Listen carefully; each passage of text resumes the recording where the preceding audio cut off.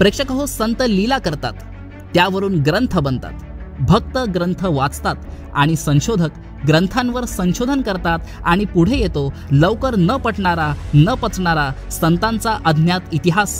श्री गजानन विजय या ग्रंथात गजानन महाराज शेगावी दृष्टीस पडल्याचा उल्लेख आहे आणि याच कारणाने भक्त संशोधक झाले आणि शोधून काढला तो अज्ञात इतिहास। त्यांच्या अथक प्रयत्नांनी या व्हिडिओमध्ये आपण गजानन महाराजांची डॉक्युमेंटरी त्यांच्या जन्मापासून पाहणार आहोत। या व्हिडिओचे एकूण एक पुरावे व्हिडिओ संपल्यानंतर आपण डिस्क्रिप्शनमध्ये पाहू शकता। तर सुरुवात करूयात श्री गजानन महाराजांचा डॉक्युमेंटरी व्हिडिओ। बुलढाणा जिल्ह्यातील मोताळा तालुका येथील थळ या छोट्याशा गावात भवानीराम साबळे यांच्या कुटुंबात श्री गजानन महाराजांचा जन्म झाला। गजानन महाराजांना जन्मतःच अष्टसिद्धी प्राप्त होती। श्री भवानीराम साबळे यांनी या बाळाचे नाव गणोबा असे ठेवले। बालवयापासूनच गणोबा अंगावर वस्त्र ठेवीत नसत, कुणी वस्त्र घालून दिले तर काढून फेकून देत, कित्येकदा कपड्यांच्या चिंध्या चिंध्या करून बाबळीच्या झाडाला लटकवीत। गणा नेहमी दिगंबर राहत। कुणाच्याही घरात निर्वस्त्र जाणाऱ्या गणाची तक्रार भवानीरामांकडे कुणी केली की भवानीराम गणोबाला बिना झरोक्याच्या अंधार खोलीत डांबून ठेवत। बाहेरून कुलूप लावून अंगणात येताच गणोबा अंगणात खेळताना दिसे। पुन्हा खोलीत जाऊन बघतात तर काय, कोपऱ्यात बसलेला गणोबा तिरक्या नजरेने वडिलांकडे बघून हसताना दिसे। श्री गजानन महाराजांच्या बाललीला देखील अनेक आहेत। गणोबाकडे मुलं शिदोऱ्या घेऊन येत। खेळतानाच अलौकिक योग सामर्थ्याच्या बळावर गणोबा सर्वांना देहू, आळंदी, पंढरपूर इथल्या यात्रा घडवत। एक दिवस गणोबा धामणगाव बढे मार्गावरील कोऱ्हाळा या गावी आले। येथे एक दैवी विहीर आहे। मनोकामना पूर्ण झाल्यावर तेथे भोजनदान देण्याची प्रथा आहे। एक दिवस तेथे भोजनदान सुरू होते। गणोबानेही लाडू वाढायला घेतले तेव्हा लोक चेष्टेने म्हणाले, अरे तूप संपलंय, लाडू काय वाढतो, तूप वाढ तूप। हे ऐकून गणाने न भूतो न भविष्यती अशी लीला केली। ती विहीर तुपाने काठोकाठ भरली। सर्वजण जेवून तृप्त झाल्यानंतर विहिरीत पुन्हा मधुर जल दिसू लागले। आजही ईश्वराची बारी म्हणून ही विहीर प्रसिद्ध आहे। एकदा गणोबा पान्हेरा गावाच्या रामभाऊ बायस्कार यांच्या शेतात गेले। मुख्य रस्त्यापासून 1 किलोमीटर अंतरावर सर्वे क्रमांक 21 मध्ये हे शेत आहे।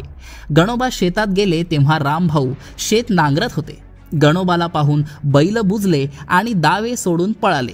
रामभाऊंना गणोबाचा फार राग आला।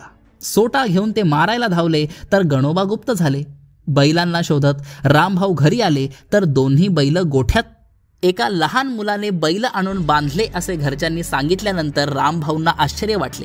ते बैलांना घेऊन शेतात आले। तो सर्व शेत व्यवस्थित नांगरलेलं पाहून त्यांना आश्चर्याचा दुसरा झटका बसला व पश्चातापाने ते मोठ्या मोठ्याने रडू लागले व म्हणू लागले, देव मला साक्षात भेटून मी त्याला साधा नमस्कार सुद्धा केला नाही असे म्हणून त्यांनी हात जोडून गणोबाची क्षमा मागितली व मनोमन नमस्कार केला। बघता बघता 12 वर्षे गेली आणि गणाला एक बहीण झाली। तिचं नाव नुराई। त्यावेळी गणोबा म्हणाले, देवीची झाली दया, माया दिली ही खेळाया, आता सोडा आमची माया, नुराई सदा सांभाळा। याचा अर्थ स्पष्ट होता। जगत कल्याणासाठी साश्रू नयनांनी माता पित्यांना निरोप देऊन गणोबा हे थळ या गावातील उंचावरील मारुती मंदिरात आले। या मंदिरात 8 ते 10 नागवे चिमटाधारी साधू आले होते। तेथूनच या साधूंबरोबर गणोबा वयाच्या 19व्या वर्षी थळ कायमचे सोडून गेले। ते परत कधीच थळ येथे आले नाहीत।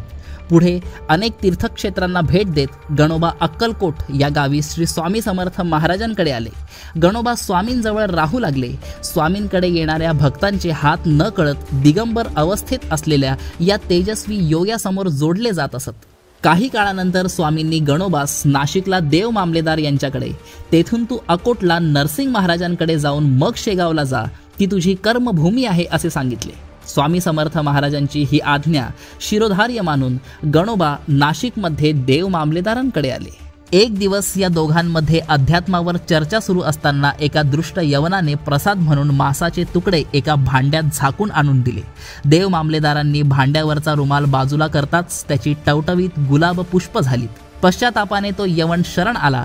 त्यावेळी गणोबा मनोमन समजले की देव मामलेदार हे लीलावतारी थोर संत आहेत। काही दिवसांनी देव मामलेदार यांनी गणोबाला जवळच असलेल्या कपिलधारा तीर्थावर रघुनाथ दास या महंतांकडे जाण्यास सांगितले.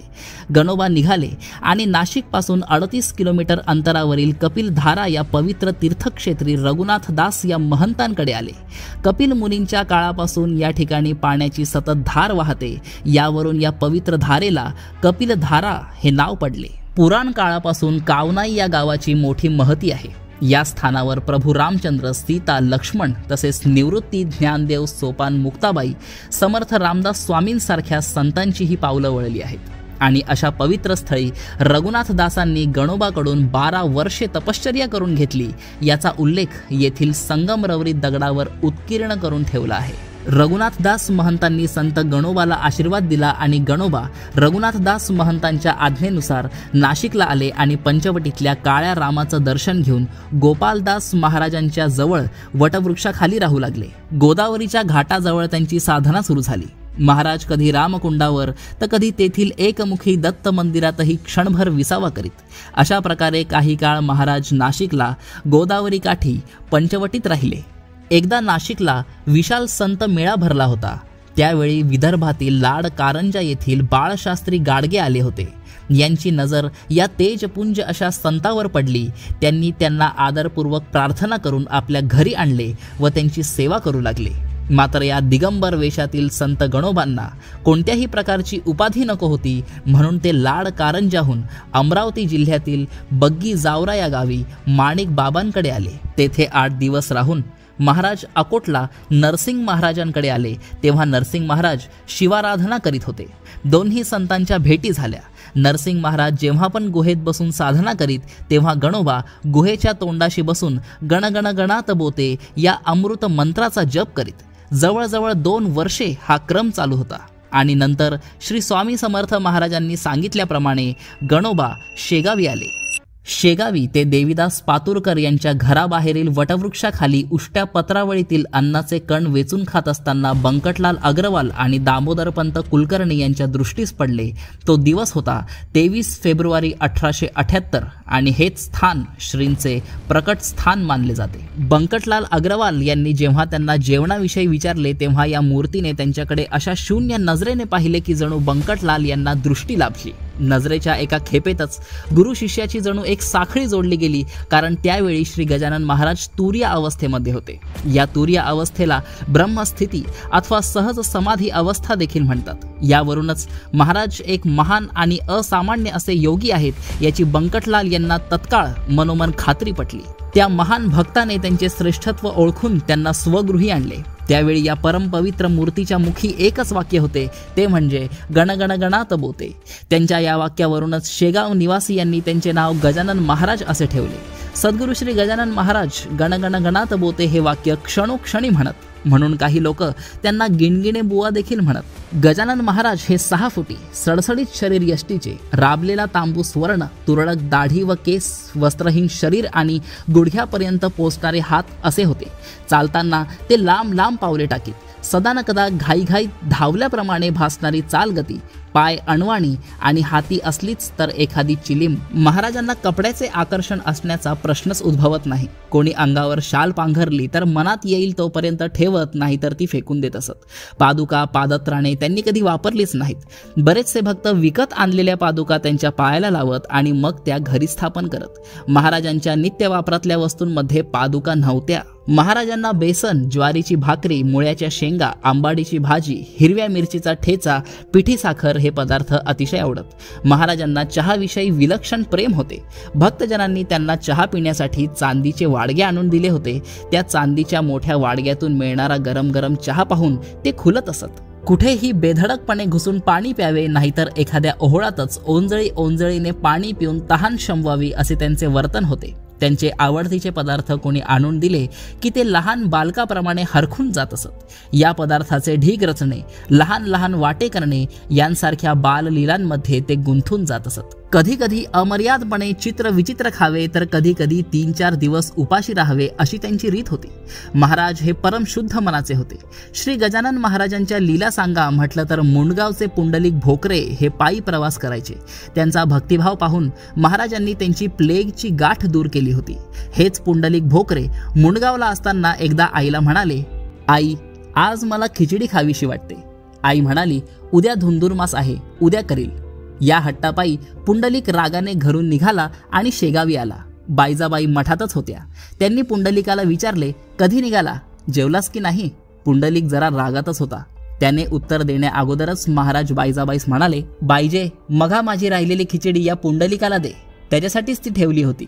बायजाबाई खिचडी आणायला गेल्या तेव्हा महाराजांना सकाळी गरम गरम वाढलेली ती खिचडी अजून गरम गरमच आहे याचे बायजाबाईला मोठे आश्चर्य वाटले. एकदा मुलांनी गजानन महाराजांना चिलीम भरून दिली आणि विस्तव आणण्यासाठी बंकटलाल यांनी त्यांना गल्लीतल्या जानकीराम सोनाराकडे पाठवले.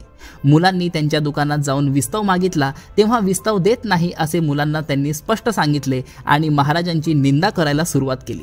मुले रिकाम्या हाताने परत आली. सोनार विस्तव देत नाही असे म्हणू लागली तेव्हा महाराज म्हणाले, अरे चिलमीवर काडी धरा, विस्तव येईल. बंकटलालने महाराजांच्या चिलमीवर काडी धरली आणि तत्काळ चिलमीतून विस्तव पेटला आणि महाराजांच्या मुखातून धूर निघाला. ही दुर्मिळ चिलीम अकोट येथील यात्रा चौकातील रहिवासी नंदकिशोर वडाळकर यांनी श्रद्धापूर्वक जपून ठेवल्याची माहिती मिळाली आहे. शिवजयंती प्रित्यर्थ भरवल्या गेलेल्या सभेत लोकमान्य टिळक आणि श्री गजानन महाराज एकत्र आले. त्या सभेत महाराजांनी असे भाकीत केले की लोकमान्य टिळक यांना कारावास भोगावा लागेल आणि त्या पक्षात खरंच लोकमान्य टिळकांना मंडालेच्या तुरुंगवासात जावे लागले. तेथेच त्यांनी गीता रहस्य हा ग्रंथ लिहिला. मारुती मंदिरात पाटलाच्या मुलांनी पाठीवर उसाचा मारा दिला होता तेव्हा गजानन महाराजांनी हाताने उसाचा रस काढून सर्वांना प्यायला दिला होता. अशा सद्गुरू परमपूज्य गजानन महाराजांचे स्मारक व्हावे म्हणून 12/09/1908 रोजी 12 विश्वत्तांची विश्वस्त संस्था एकमताने श्रींच्या समक्ष स्थापन झाली. या संस्थानाचे विशेष म्हणजे श्री गजानन महाराज हयात असताना 1908 मध्येच हे संस्थान स्थापन झाले. कारण महाराजांनी ज्या जागी सध्या समाधी आहे त्या जागेचा निर्देश करून या जागी राहील असे सांगून आपला समाधी दिवस सुद्धा सांगितला होता. श्री गजानन महाराजांच्या संस्थानातील व्यवस्था करण्याबाबत श्रींच्या परम भक्तांद्वारा शेगाव येथील कैलासवासी नारायण कडताजी पाटील यांच्या अडत दुकानावर श्रींचे भक्त, गावकरी, व्यापारी यांची एक संयुक्त सभा श्रींच्या निर्देशनानुसार 12/4/1909 रोजी आयोजित करण्यात आली होती व संस्थानाचे पहिले कार्यकारी मंडळ स्थापन करण्यात आले. वाडेगाव बाळापूर परिसरामधून काळा दगड आणून अत्यंत कलाकुसर पूर्ण मंदिराची निर्मिती शिल्पकार कैलासवासी किसन मिस्त्री व कैलासवासी खंडू मिस्त्री यांनी केली. समाधी शताब्दी महोत्सवानिमित्त संगमरवरी पाषाणात मंदिराचे नूतनीकरण व रुंदीकरण करण्यात आले. श्री गजानन महाराजांनी तेथे गुरु शिष्य व गादी परंपरा ठेवली नाही, तेथे फक्त सेवेची परंपरा आहे. ज्या कुणास श्रींचे दर्शन घ्यायचे असेल किंवा नैवेद्य दाखवायचा असेल त्यांनी बाहेरून दर्शन घ्यावे किंवा नैवेद्य बाहेरून दाखवावा, आतमध्ये कोणी जाऊ नये असा नियम तेव्हापासून पाळला जात आहे. जेव्हा गजानन महाराजांना कळाले की त्यांच्या अवतार समाप्तीची वेळ येऊन ठेपली आहे त्यावेळी ते हरिपाटलांबरोबर पंढरीला जाऊन आले. लाखोंच्या संख्येने लोक त्यांच्या समाधी प्रसंगी हजर होते. तत्पूर्वी महाराजांना सुवासिक द्रव्ये लावून अभ्यंग स्नान घालण्यात आले. अनेक सुवासिनींनी त्यांची पूजा करून मंगलारती ओवाळली होती. सर्वत्र सनईचे सूर ऐकू येत होते. सूर्याची पहिली किरण जमिनीला स्पर्शली आणि महाराजांनी ब्रह्मरंध्रातून त्यांचे प्राण अनंतात विलीन केले. 8 सप्टेंबर 1910 रोजी ते शेगावातच समाधीस्थ झाले. शेगावाच्या मंदिरात राम मंदिरासमोरील सभा मंडपात महाराजांचा साखळीने आणि तारेने बांधलेला भला मोठा फोटो होता. मूळ गावकऱ्यांनी काढलेला. खूप मेहनतीने त्यांनी तो काढला होता.